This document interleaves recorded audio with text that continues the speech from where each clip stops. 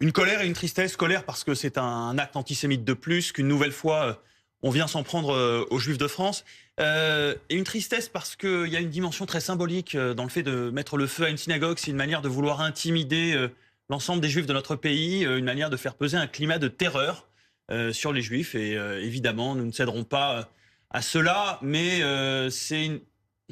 toujours terrible de voir que le symbole le plus visible de la présence des Juifs dans une ville, une synagogue, peut être attaqué de la sorte. Je reviendrai sur ces deux mots, colère et tristesse. Est-ce que vous avez plus d'informations sur ce qui s'est passé précisément? Et est-ce que vous avez pu avoir des responsables de cette synagogue consistoriale?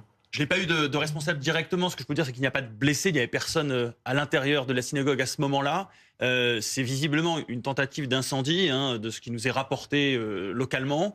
Donc, il a voulu mettre le feu. C'est renvoyé quand même à des images terribles dans l'histoire juive. On a tous en tête les images de synagogues qui brûlent, bien sûr. Et ce symbole-là, aujourd'hui, il est évidemment, dans le contexte qu'on connaît, particulièrement nauséabond et inflammable. C'est ce que j'allais dire. Dans le contexte que l'on connaît, un contexte, et on le verra, d'une explosion des actes antisémites en France depuis le 7 octobre. C'est pour ça que vous employez tout de suite ce mot de colère aussi, parce qu'il y a ce contexte-là, oui, que ça s'inscrit dans un continuum d'actes antisémites depuis des semaines. Dans un continuum, mais aussi dans une montée en gravité.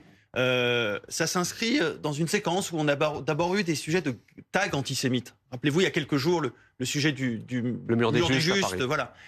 Et ce que je sais, c'est qu'il y a toujours avec l'antisémitisme un effet d'entraînement, un effet de mimétisme.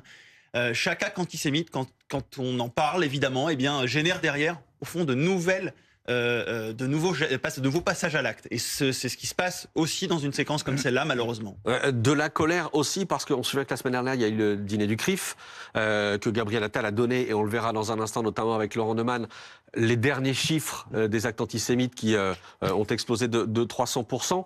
Mais on a pu entendre au sein de la communauté juive, comment dire, de plus en plus de remarques disant « Ok, on donne les chiffres systématiquement, on condamne systématiquement, maintenant il faut passer à une autre étape, qui est de faire reculer clairement, nettement cet antisémitisme. » Oui, le diable est sorti de la boîte et on n'arrive pas aujourd'hui à contenir l'antisémitisme. On est dans un changement d'échelle par rapport à ce qu'était l'antisémitisme il y a encore quelques années et a fortiori par rapport aux années 90. Je redonne toujours ces ordres de grandeur. Les années 90, c'est quelques dizaines d'actes antisémites enregistrés chaque année dans les commissariats.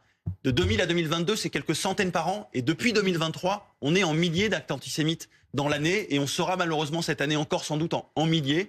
Donc il y a besoin d'une mobilisation collective, d'une forme de sursaut. C'est le rôle de la puissance publique, bien sûr. C'est le rôle des forces de l'ordre. Et je veux saluer leur réactivité et leur engagement sur ces questions. Mais au-delà des forces de l'ordre, il faut que l'ensemble des acteurs de la société, à la fois publics et société civile, s'engagent.